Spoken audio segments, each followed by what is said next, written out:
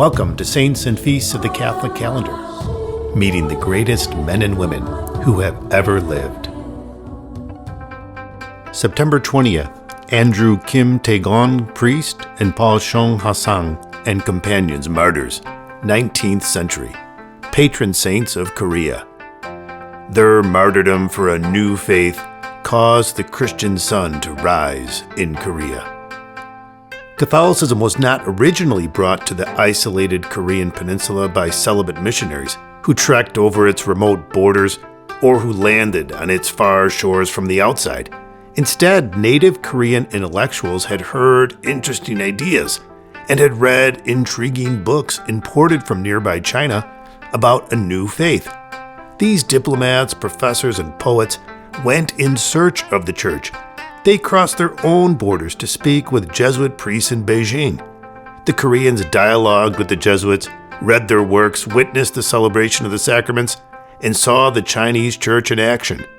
One of these Korean scholars, a man named Yi Seung-hung, was baptized as Peter in Beijing in 1784 by a French missionary.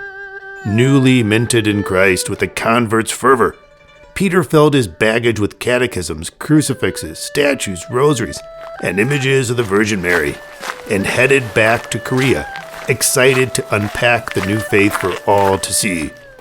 Peter baptized some of his friends, and together, they formed the first community of Catholics in Korea. They met in a house where sits today the Cathedral of Myeongdong. The evangelization of Korea dawned as a thoroughly lay initiative, and once the Catholic seed was planted in Korean soil, it first grew slowly among scholars, but then more steadily among the larger populace over time.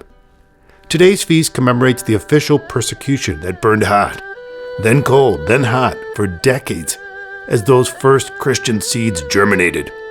As the church grew like a plant, it protruded too high over the land and was repeatedly cut down in the bloody harvest commemorated today. Hundreds of martyrs, mostly lay men and women, but some French missionary bishops and priests as well, were murdered by successive Korean governments throughout the last decade of the 18th century and throughout the 19th for the crime of being baptized Catholics. They posed no other threat. Paul Chォng Hasang was a nobleman whose father and brother were martyred. Sacrifice was in his genes. Paul traveled to Beijing 9 times, pleading for the Chinese church to send priests to the lay-led Korean church. Along with others, he sent a letter to Pope Pius VII describing the plight of the Korean faithful. Once clandestine priests began to arrive regularly in the 1830s, Paul would go to the Korean border to escort them to the communities of the faithful and lodge them in his own home. Paul was executed in 1839.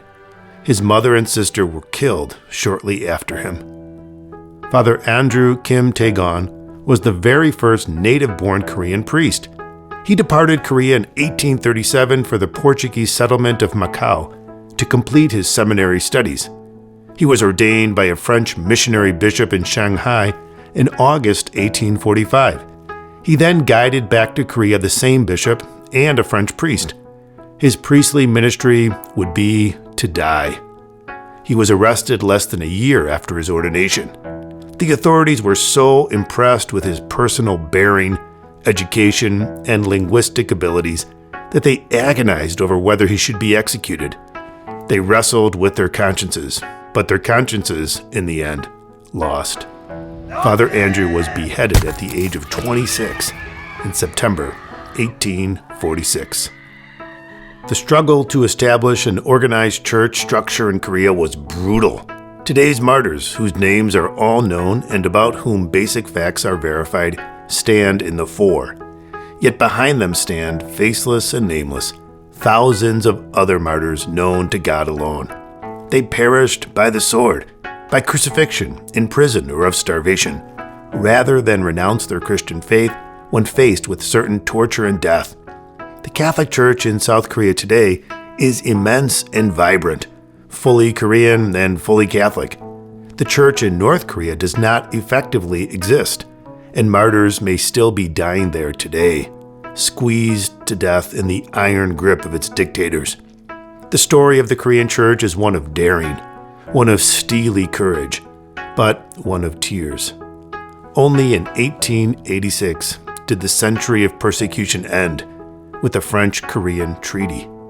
Pope St. John Paul II canonized Father Andrew Kim, Paul Chong Ha-sang, and 101 other Korean martyrs on May 6, 1984, at a Mass in Seoul, South Korea. It was, at that time, the largest gathering of humanity in the history of the Korean Peninsula. The martyrs' blood was fertile. Holy Korean martyrs, known and unknown, we implore your powerful intercession in heaven. Give us half your courage, a quarter of your daring, and just 1% of your faith. With that, we can emulate you in the easy circumstances of today, where we suffer metaphorically, but rarely in our bodies.